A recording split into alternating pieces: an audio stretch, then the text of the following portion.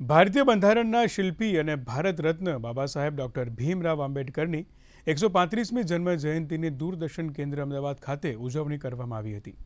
દૂરદર્શન પરિસર ખાતે બાબા સાહેબ ડૉક્ટર ભીમરાવ આંબેડકરના તૈલચિત્રને ઉપસ્થિત અધિકારીઓ અને કર્મચારીઓએ પુષ્પાંજલિ અર્પણ કરી હતી તેમજ તેમના યોગદાનને યાદ કર્યા હતા.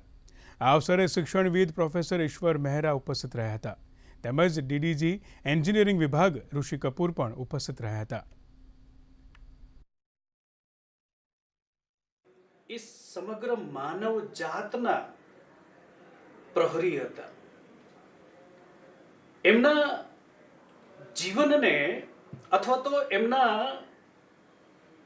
સંદેશને 3 શબ્દોમાં વ્યાખ્યાયિત કરી શકાય: समता, सामाजिक न्याय અને બંધुता. उन्होंने अपने जीवन में शिक्षा और समानता पे बहुत बल दिया. उनको सभी को उनसे उनके जीवन से प्रेरणा लेके शिक्षा पे और समानता पे ध्यान देना चाहिए.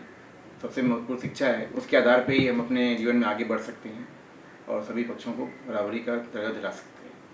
एक बार फिर से उनके जन्मदिन पे सभी को शुभकामनाएं.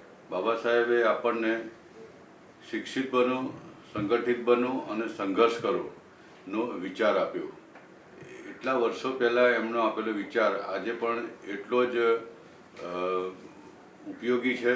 લોકોના જીવનમાં પ્રગતિ થવા માટે, કરવા માટે એવા બાબા સાહેબ આંબેડકરના આજના જન્મદિવસે હું ફરીથી એમને કોટી કોટી નમન કરું છું.